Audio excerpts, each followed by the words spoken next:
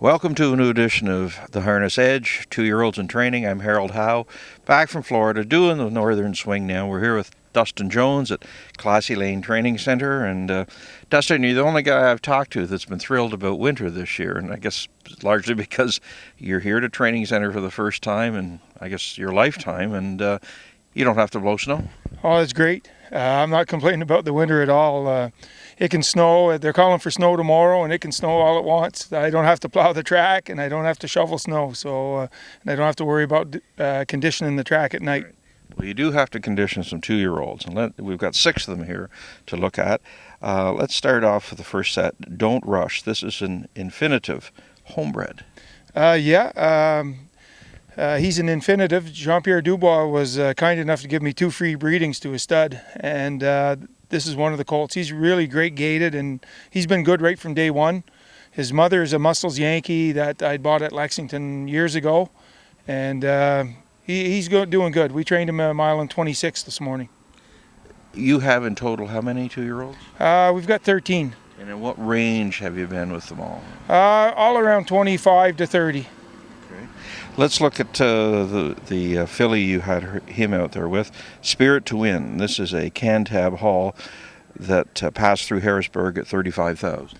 Actually, when I was at Harrisburg, I really loved this filly, and I didn't think I'd end up with her in my barn because I didn't think I'd be able to afford her. And I was standing at the screen watching the sale, and she was bought back in for 35. I couldn't believe it. So right off, by All American Harness Breeds. Yeah, bought back by Fred. And so I saw Fred coming through the alleyway, and I went up to him and asked him what he was going to do with that filly. And he said he didn't know yet, and he'd get back to me in an hour. And after that, he come back and told me to take the filly home. Good stuff. And how would he feel about her?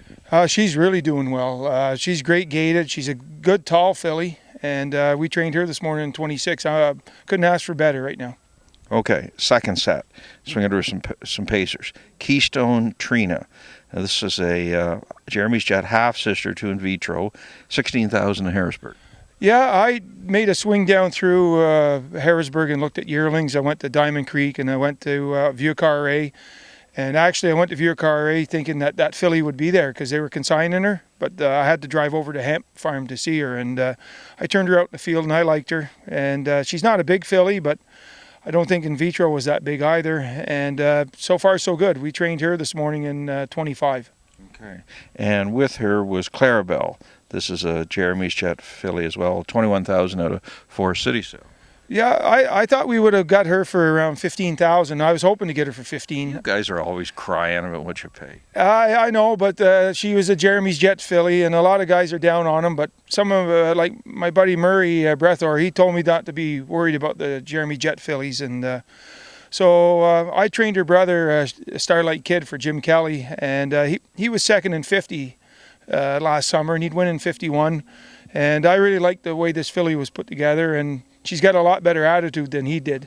So she cut the mile today with Trina, and she's very strong, and she's a good-sized filly too. And she went in 25 this morning also.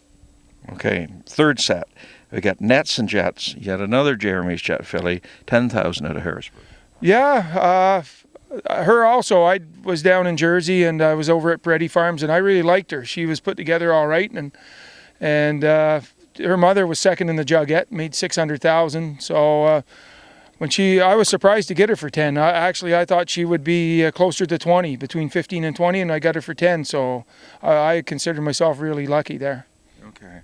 And then the final one you brought out is kind of a sad story. Grantland, a sports writer colt. I'm told his nickname is Harold. I was also told he might have to be gelded. Anyway, 32,000 out of Harrisburg. What's this poor horse's story? Well, we'd like to give a nickname to all our horses, and we couldn't think of any other sports writers. So the sports writer we could think of was Harold Howe. Very Christian. So what's the story? But he doesn't need to be gelded. He's got a good attitude. Anyway, no, he's going real good. He was a buyback at Harrisburg by All American also, and I bought 20% of him. And he's going real good. We trained him in Mets and Jet this morning, a mile and 22. All right. And overall, I mean, I was in Florida for a while, and tough January, February up here. Mind you, you're from Melbourne, Quebec, and I mean, you know what winters are about. Has it hindered you much here and how you've progressed with your group?